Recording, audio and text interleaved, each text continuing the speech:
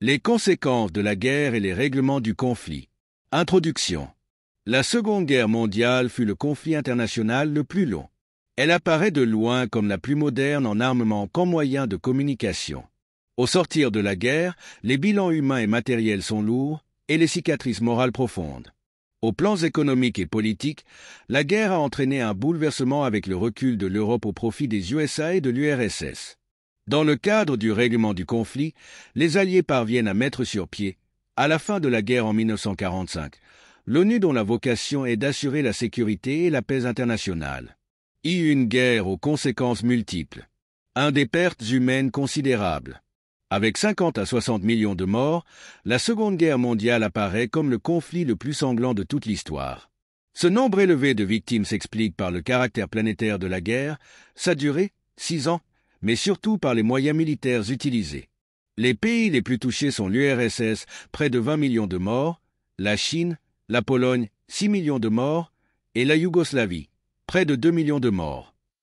Aux nombreuses pertes humaines, on peut ajouter les blessés, les déréglés mentaux, les veuves et les orphelins. De lourdes pertes matérielles. Les infrastructures, telles que les ponts, ports, aéroports et voies ferrées, sont fortement endommagées. De nombreuses villes ont été détruites ou rayées de la carte, notamment Dresde et Cologne en Allemagne, Coventry en Grande-Bretagne, Hiroshima et Nagasaki au Japon.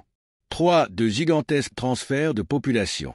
Les réajustements territoriaux ont entraîné des transferts humains massifs.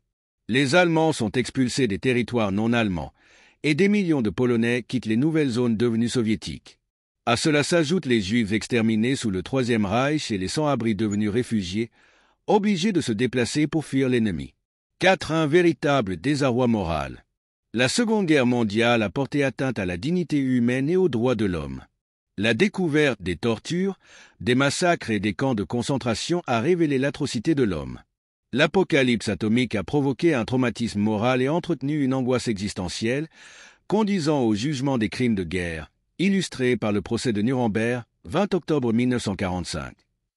5. Les bouleversements économiques. L'Europe est lourdement endettée au sortir de la guerre, et le niveau de vie a connu une baisse considérable. Si la guerre a ruiné l'économie européenne, elle a stimulé celle des USA, qui ont accordé le prêt-bail aux pays européens en guerre et, plus tard, le plan Marshall pour la reconstruction. Les accords de Bretton Woods. Signés lors de la conférence de Bretton Woods, du 1er au 22 juillet 1944, ces accords prévoient un nouveau système monétaire international, érigeant le dollar en monnaie de référence. Des institutions financières comme le FMI et la Banque mondiale ont été créées pour soutenir les économies en difficulté. La conférence de Genève. Tenue en octobre 1947, elle a vu la création du GATT, Accord général sur les tarifs douaniers et le commerce, qui milite pour une libéralisation des échanges. En 1995, le GATT devient l'OMC, Organisation mondiale du commerce. 6. Un bilan politique notable. La Seconde Guerre mondiale a mis fin à l'hégémonie européenne, laissant place à la domination des États-Unis. 2 idéologies principales émergent, le socialisme et le libéralisme. La carte politique mondiale est redessinée, notamment lors de la conférence de Paris entre 1946 et 1947. En Europe, l'URSS récupère les pays baltes, Lituanie, Estonie, Lettonie et une partie de la Moldavie, ainsi qu'une partie de la Pologne et de la Roumanie. La Pologne obtient l'autre partie de la Poméranie, tandis que l'Allemagne perd 100 000 km² et doit accueillir 12 millions d'Allemands ayant quitté les régions perdues. En Asie, le Japon perd ses possessions et l'URSS récupère les archipels Kouriles et le sud des îles Sakhalines. La Chine récupère la Mandchourie et Formose, actuelle Taïwan, tandis que la Corée retrouve son indépendance. Au Proche-Orient, Israël est fondé en 1948. En Afrique, l'Italie et l'Allemagne perdent toutes leurs colonies. 2. Les démarches de règlement du conflit. Les conférences organisées pendant la guerre ont joué un rôle crucial dans la résolution du conflit.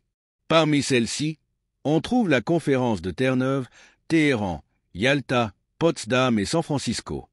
Les différentes conférences dans le processus de paix. Conférence de Terre-Neuve, Canada, signée le 14 août 1941, elle a réuni la Grande-Bretagne et les États-Unis, représentée par Winston Churchill et Franklin Delano Roosevelt. Cette conférence a abouti à la signature de la Charte de l'Atlantique. Conférence de Téhéran, Iran, du 28 novembre au 3 décembre 1943. Cette conférence a réuni la Grande-Bretagne, les États-Unis et l'URSS, avec Churchill, Roosevelt et Staline. Conférence de Yalta, Ukraine, du 4 au 11 février 1945, les Alliés se sont réunis pour discuter de la capitulation inconditionnelle de l'Allemagne et de la réorganisation de son territoire. Conférence de Potsdam, Allemagne, du 17 juillet au 2 août 1945, cette réunion s'est tenue dans un climat tendu, marqué par la possession de la bombe atomique par les États-Unis. Conférence de San Francisco, USA, en juin 1945, les délégués de 51 États se sont réunis pour signer la charte de l'ONU, entrée en vigueur le 24 octobre 1945.